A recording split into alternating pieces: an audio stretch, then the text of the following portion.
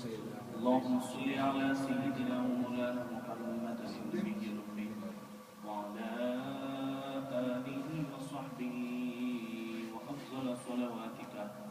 وعدد معلوماتك وبارك وسلم صلاة وسلاما عليك يا رسول الله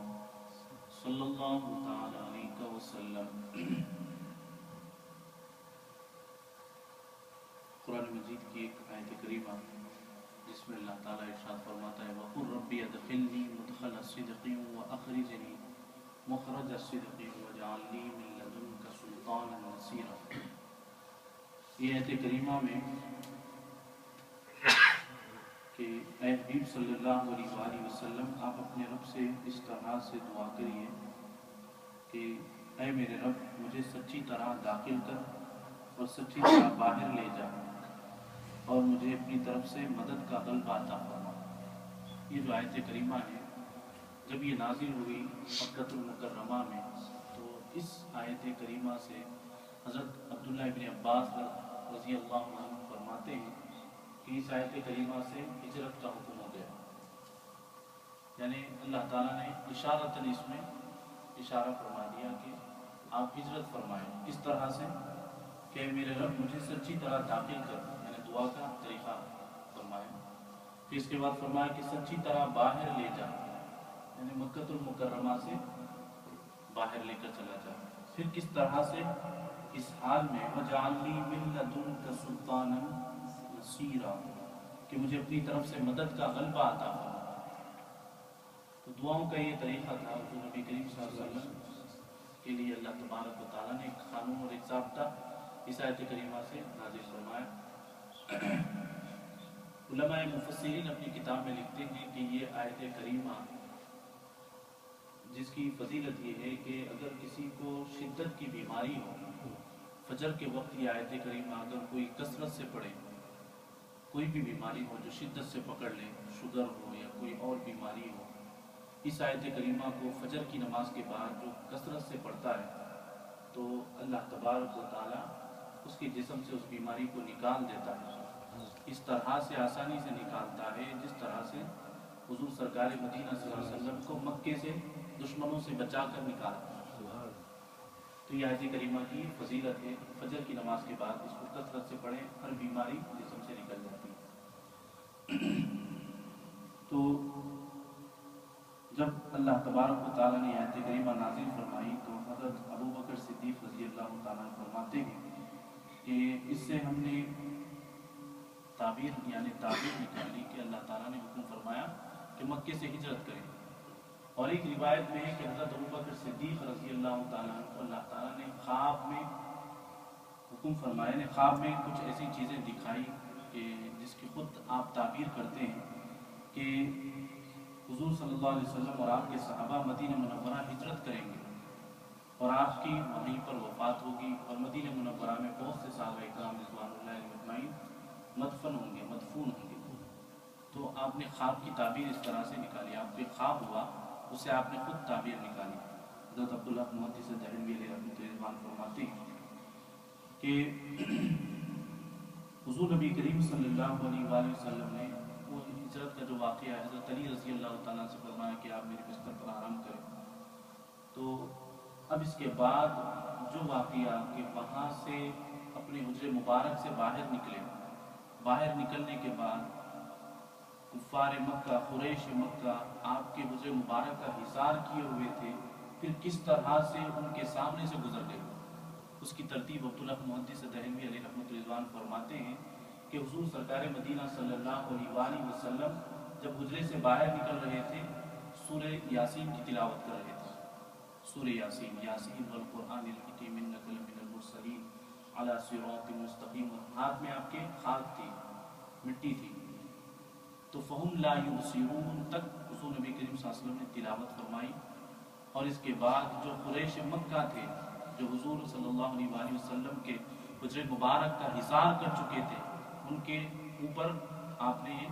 خاک کو اچھال دیا۔ جب جیسا ہی ڈالا تو سرکار مدینہ صلی اللہ علیہ وسلم نکل گئے، ان کو پتہ تک نہیں چلا۔ تو فہم لا یبصرون تک سورہ یاسین پڑھا۔ تو سورہ یاسین کی برکت یہ ہے کہ اللہ تبارک و تعالیٰ اگر کوئی اپنے دشمنوں سے بچنا چاہتا ہے اور سورہ یاسین کو اپنی حفاظت کے لیے سورہ یاسین کو رکھ لے اور سورہ یاسین پڑھتے ہوئے کہیں اگر دشمنوں کے مقام سے نکلنے کی کوشش کرے تو اللہ تعالیٰ دشمنوں سے بچا کر اس کو نکال دیتا ہے۔ بلکہ حضرت عبداللہ بن احمد بن محمود النصفی علیہ رحمۃ اللہ فرماتے ہیں کہ سورہ یاسین کی برکت یہ ہے کہ جو سورہ یاسین کو جس نیت سے پڑھتا ہے اللہ تعالیٰ اس نیت کے تحت اسے کامیابی عطا کرتا ہے۔ رزق کے لیے پڑھتا ہے تو رزق میں برکت ہو جاتی ہے، صبح میں اپنی صبح پڑھتا ہے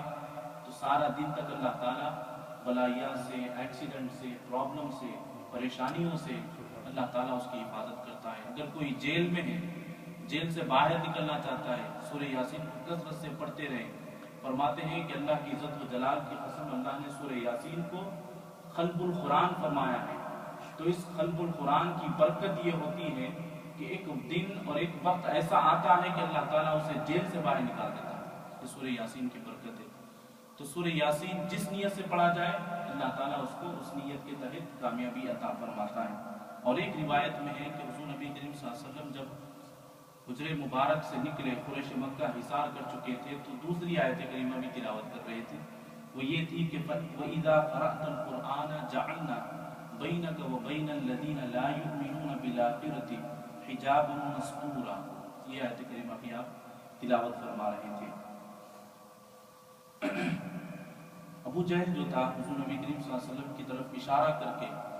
بطریق استہزاء یعنی مذاق کے طور پر یہ کہا کرتا تھا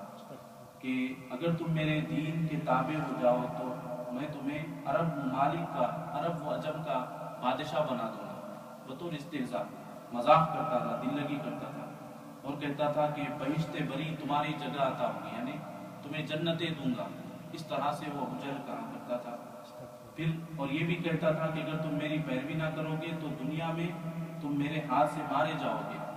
یہ اس کے الفاظ تھے۔ تو یہاں پر عبدالحق محدث دہلوی علیہ رحمۃ رضوان نے سیرت کے اس گوشے میں اس روایت کو اس لیے بیان کیا کہ وہ اس طرح سے زندگی میں مذاق کرتا تھا اور کہتا تھا کہ میں تمہیں قتل کر دوں گا اگر تم میری بات نہیں مانو گے، اگر تم آبا و اجداد کے دین سے پھر جاؤ گے۔ تو حضور نبی کریم صلی اللہ علیہ وسلم نے اسے فرمایا کہ ہاں میں یہی کہتا ہوں کہ ایسا ہی ہوگا اور تو بھی دوزخیوں میں سے ایک ہوگا، جیسا کہ مجھے اس کی خبر دی گئی۔ تو حضور نبی کریم صلی اللہ علیہ وسلم کی یہ روایت اس لیے بیان کی جا رہی ہے یہاں پر کہ وہ زندگی میں بار بار اس طرح سے مذاق کرتا تھا کہ میں جنت دوں گا، تمہیں عرب کا بادشاہ بنا دوں گا، اگر تم مال و دولت چاہتے ہو تو مال و دولت بھی دوں گا، اگر تم کوئی خوبصورت لڑکی سے شادی کرنا چاہتے ہو تو میں تمہیں خوبصورت لڑکی سے شادی بھی کرا دوں گا۔ یعنی اپنا آپ جو اسلام کو جو پھیلاتے ہیں اس کو روک دو، اس کا یہ مقصد تھا۔ اور اس کے بعد آخری الفاظ اس کے یہ تھے کہ اگر اس بات کو نہ مانو گے تو تمہیں قتل کر دوں گا، تم میرے ہاتھ سے بچ نہیں پاؤ گے۔ تو اللہ تعالیٰ نے ایسا کرم کیا کہ اس کے سامنے سے سرکار گزر گئے مگر وہ سرکار کو دیکھ نہیں سکا۔ تو اللہ تبارک و تعالیٰ کا یہ کرم تھا، حضور نبی کریم صلی اللہ علیہ وسلم کی شان و عظمت تھی کہ آپ نے پڑھا اور ایسی برکت ہوئی کہ ان کی آنکھوں پر پردے پڑ گئے، دشمنوں کے، دشمنان اسلام کے اور دشمنان مصطفیٰ کے آنکھوں پر پردے پڑ گئے۔ اللہ تبارک و تعالیٰ نے ان کی حفاظت فرمائی۔ پھر اس کے بعد حضور نبی کریم صلی اللہ علیہ وسلم یہاں سے فرماتے ہیں کہ مکہ المکرمہ کی سرزمین پر گئے، ایک روایت میں وہاں جا کر حضور نبی کریم صلی اللہ علیہ وسلم کی آنکھ اشک بار تھے اور کعبۃ اللہ شریف اور کعبے کی سرزمین سے حضور خطاب فرما رہے تھے اور کہہ رہے تھے کہ ایک مقام تھا جس کا نام خروا، وہاں پر جا کر حضور تھوڑی دیر کھڑے ہو گئے، پھر اس کے بعد خطاب کر کے فرمایا کہ واللہ اللہ کی عزت و جلال کی قسم تیری زمین خدا کی تمام زمینوں سے زیادہ میرے نزدیک محبوب ہے۔ آنکھوں میں اشک، حضور صلی اللہ علیہ وسلم کی آنکھوں میں اشک بہہ رہے تھے، آنکھوں سے آنسو جاری تھے۔ حضور کعبے کی سرزمین سے کہہ رہے ہیں کہ تیری زمین تمام زمینوں میں میرے پاس بہت محبوب ہے، اگر تیری زمین کے رہنے والے مجھے ہجرت پر مجبور نہ کرتے تو خدا کی عزت و جلال کی قسم میں کبھی کعبہ اور کعبہ کی سرزمین کو چھوڑ کر نہیں جاتا، حضور فرماتے ہیں۔ تو حضور صلی اللہ علیہ وسلم کا کعبۃ اللہ شریف اور کعبے کی سرزمین مکہ المکرمہ کے مقامات سے کتنی لگاؤ اور کتنی محبت تھی حضور صلی اللہ علیہ وسلم کی، اس روایت سے ہم اندازہ لگا سکتے ہیں۔ اور اس لیے بھی محبت تھی کہ اللہ پاک نے اس مقدس سرزمین میں حضور کو پیدا فرمایا، اور اللہ تبارک و تعالیٰ نے اس سرزمین کی قسمیں بھی کھائی، لا اقسم بهذا البلد وانت حل بهذا البلد۔ تو حضور نبی کریم صلی اللہ علیہ وسلم پھر یہاں سے حضرت ابوبکر صدیق رضی اللہ تعالیٰ عنہ کے گھر گئے۔ ایک روایت میں ہے کہ دن کے وقت گئے، اور ایک روایت میں ہے کہ حضور نبی کریم صلی اللہ علیہ وسلم جب حجر مبارک سے نکلے تو سیدھا ابوبکر صدیق رضی اللہ تعالیٰ عنہ کے گھر گئے، دستک دیے۔ دستک دینے کے بعد جیسا ہی دستک دیے، نوک کیے، جیسا ہی حضرت ابوبکر صدیق رضی اللہ تعالیٰ عنہ پورا سامان لے کر باہر نکل گئے۔ حضرت ابوبکر صدیق رضی اللہ تعالیٰ عنہ سے پوچھا کہ ابوبکر کیا معاملہ ہے؟ تو آپ نے فرمایا کہ یا رسول اللہ، آپ نے ایک مرتبہ کہا تھا کہ ایک رات ایسی ہوگی ابوبکر ہمیں ساتھ جانا ہوگا، تو میں ہر رات آپ کی محبت میں انتظار کرتا تھا اور غفلت کی نیند نہیں سوتا تھا کہ کہیں آج آقا میرے گھر پر دستک نہ دے۔ تو یہ ابوبکر صدیق رضی اللہ تعالیٰ عنہ کی محبت تھی۔ تو پھر اس کے بعد دوسری روایت میں ہے کہ دن کے وقت گئے، بہت سخت گرمی تھی، یعنی مکہ المکرمہ سے جب آپ نے خطاب کیا تو پھر اس کے بعد ابوبکر صدیق رضی اللہ تعالیٰ کے پاس گئے۔ اس وقت کوئی بھی لوگ باہر نہیں نکلتے، ابھی بھی آج کل بھی آپ نے دیکھا کہ جب سخت گرمی ہوتی ہے تو ہالیڈے کر دیا جاتا ہے، یعنی چھٹی دے دی جاتی ہے۔ تو اسی طرح سے اس وقت حضور نبی کریم صلی اللہ علیہ وسلم ابوبکر صدیق رضی اللہ تعالیٰ عنہ کے گھر تشریف لائے اور فرمایا کہ ہمیں چلنا ہے۔ دن کی بھی روایت ہے، رات کی بھی روایت ہے۔ تو پھر اس کے بعد جب حضور نبی کریم صلی اللہ علیہ وسلم نے فرمایا کہ ہمیں چلنا ہے تو حضرت ابوبکر صدیق رضی اللہ تعالیٰ عنہ کے آنکھوں سے اشک جاری ہو گئے۔ روضۃ الاحباب میں ام المومنین حضرت سیدنا عائشہ صدیقہ رضی اللہ عنہ فرماتی ہیں کہ میں نے حضرت ابوبکر رضی اللہ عنہ کو اس خوشی میں روتے ہوئے کبھی نہیں دیکھا، حالانکہ اس وقت تک میرا یہ گمان نہ تھا کہ کوئی خوشی میں بھی روتا ہوگا، یعنی حضور کے ساتھ سفر کرنا ہے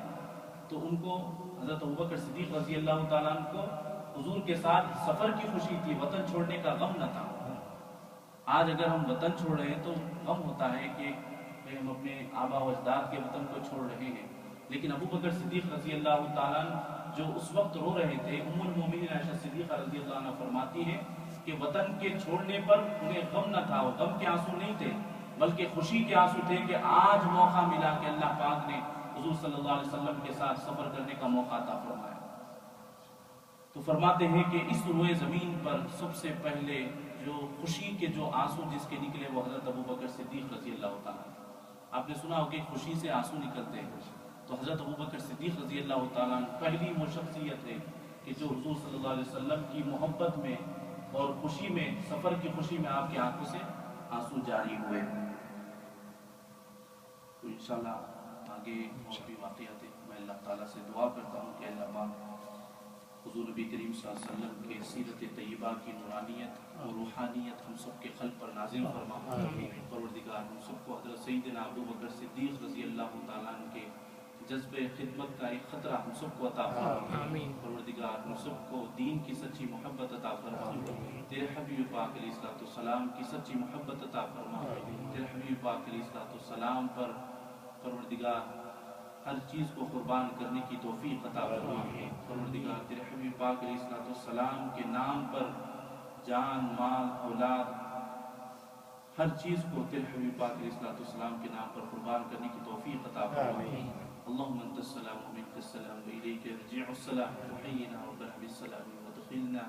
جنة دار السلام، تبارك ربنا وتعالى يا ذا الجلال والإكرام، وصلى الله تعالى على خير خلقه ونور عرشه سيدنا محمد وعلى آله وأصحابه أجمعين برحمتك يا أرحم الراحمين، والحمد لله رب العالمين۔